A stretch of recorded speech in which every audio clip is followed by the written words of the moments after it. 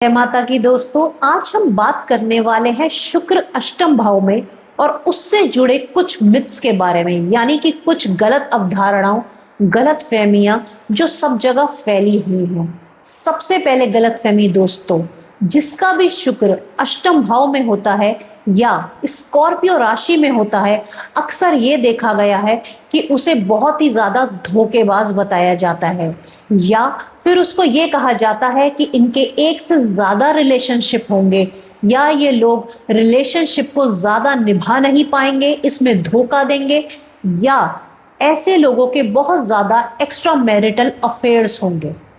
मगर दोस्तों, आज मैं आपको इसका सच बताने जा रही हूँ। दोस्तों, ऐसा बिल्कुल भी नहीं है। दोस्तों, यदि आपका शुक्र अष्टम भाव में है या स्कॉर्पियो राशि में है दोस्तों, तो आप एक बहुत ही अच्छे और सच्चे पार्टनर की भूमिका निभाएंगे रिलेशनशिप में। दोस्तों, आप अपने पार्टनर को लेके बहुत ही ज्यादा सीरियस होंगे। दोस्तों, आप अपना तन मन धन देके भी अपना रिलेशनशिप निभाने के लिए दोस्तों सब कुछ करेंगे। दोस्तों ना तो आप अपने रिलेशनशिप को लेट गो कर पाएंगे। ये एक तरीके से थोड़ा सा नेगेटिव इफेक्ट है, मगर यदि आपके पार्टनर की जन्म पत्रिका में, कुंडली में शुक्र अष्टम भाव में है, तो दोस्तों आप बहुत ही ज्यादा एक लकी कैंडिडेट है दोस्तों, क्योंकि शुक्र अष्टम भाव का अपना प्यार अंत तक निभाता है। अपने प्यार को पूरा करने के लिए, यानी कि अपने पार्टनर को सारी सहूलियत देने के लिए, उनकी सारी जरूरतें पूरे करने के लिए किसी भी दोस्तों हद तक जा सकता है अष्टम भाव का शुक्र। अष्टम भाव का शुक्र दोस्तों बहुत ही ज्यादा इमोशनल होते हैं ये लोग। तो दोस्तों, यदि आप अपने पार्टनर से, जिनका शुक्र अष्टम भाव में है या आपका शुक्र अष्टम भाव में है, दो शब्द अगर प्यार के बोल देंगे दोस्तों, तो इनको बहुत ही ज्यादा सुकून मिलता है। इनको किन्हीं महंगे तोहफों से, गिफ्ट से, रोजेस से, इवन टेडी बियर से भी दोस्तों कुछ फर्क नहीं पड़ता। इन्हें सिर्फ आपका एक सच्चा लगाव, आपका एक सच्चा प्यार और आपका रिलेशनशिप के अंदर ट्रू होना, यही इनके लिए एक बहुत बड़ा एक वरदान है। दोस्तों, आपके पास यदि शुक्र अष्टम भाव वाला पार्टनर है दोस्तों, तो आप बहुत ही ज्यादा लकी हैं दोस्तों, शुक्र स्कॉर्पियो राशि में होने से कई बार ये देखने में सामने आया है कि ऐसे जातक कई बार दूसरे पार्टनर को लेके बहुत ज्यादा ऑब्सेसिव हो जाते हैं।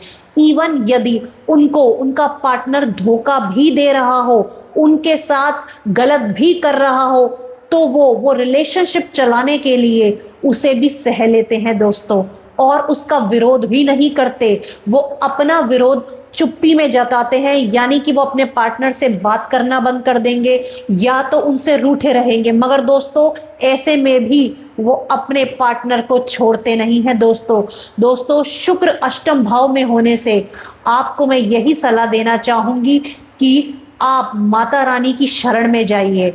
यदि आपके पास समय है तो आप इसकी एक बहुत ही अच्छी रेमेडी कर सकते हैं। आप दुर्गा चालीसा का पाठ कर सकते हैं दोस्तों, या आप दुर्गा कवच का पाठ कर सकते हैं, या दोस्तों आप महिषासुर मर्दनी स्तोत्र का पाठ शाम को 4 से 6 बजे के बीच में कर सकते हैं। क्योंकि दोस्तों ज्योतिष के अनुसार जो अष्टम भाव का समय माना गया है वो शाम को 4 बजे से 6 बजे तक के बीच का है। यदि आप किन्हीं स्तोत्र, कवच या पाठ जो माता रानी का है उसका उच्चारण, उसका पाठ अगर शाम के समय करेंगे, तो दोस्तों आपको ये बहुत ही ज्यादा बेनिफिशियल रहेगा और इसके रिजल्ट्स भी दोस्तों आपको बहुत जल्दी देखने को मिलेंगे। तो दोस्तों, अगर शुक्र अष्टम भाव में है तो आप बहुत ही गुणी हैं, क्योंकि दोस्तों आपके पास ऐसी हीलिंग पावर है दोस्तों कि आप दूसरों के इमोशंस को, उनके परेशानियों को, उनके तकलीफों को समझ के उन्हें हील कर सकते हैं, उन्हें एक बहुत ही अच्छा सॉल्यूशन दे सकते हैं।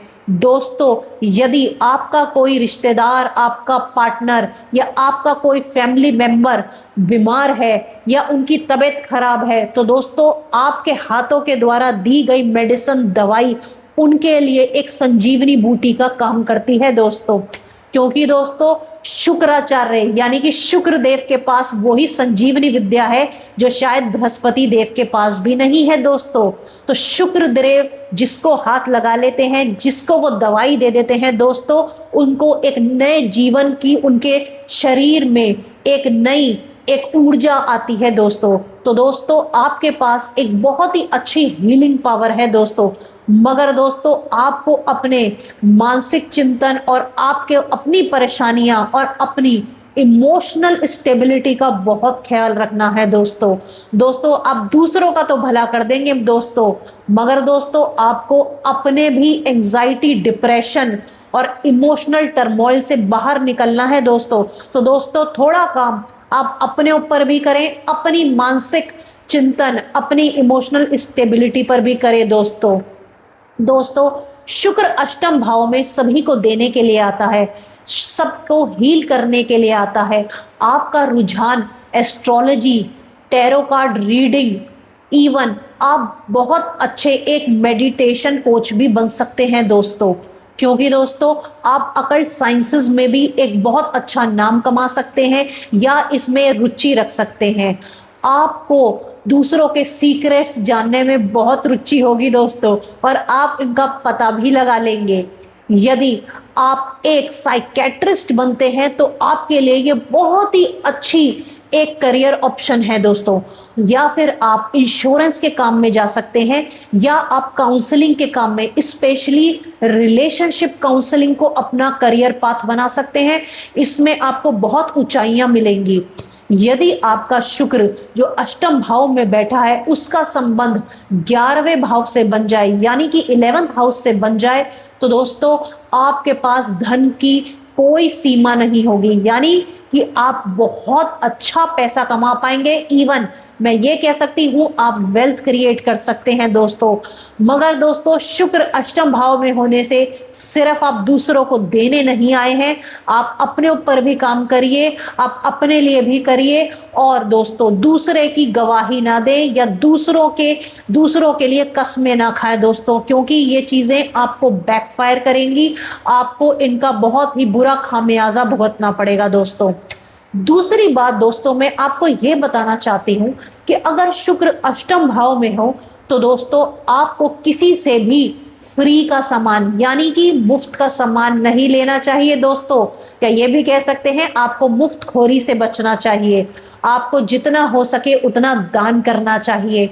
आपको किसी भी लेडी यानी कि औरत की बद्दुआओं से बचना चाहिए दोस्तों, आपको उनको तकलीफ नहीं पहुंचानी चाहिए, क्योंकि शुक्र अष्टम भाव में बैठकर दोस्तों पुराने जन्मों में ऐसा बताया जाता है कि आपने शायद किसी लेडी को या किसी औरत को कोई कष्ट पहुंचाया था, इसलिए इस जन्म में आपको शुक्र अष्टम भाव में दिया गया है और आपको इतने सारे रिलेशनशिप इशू का भी सामना करना पड़ रहा है।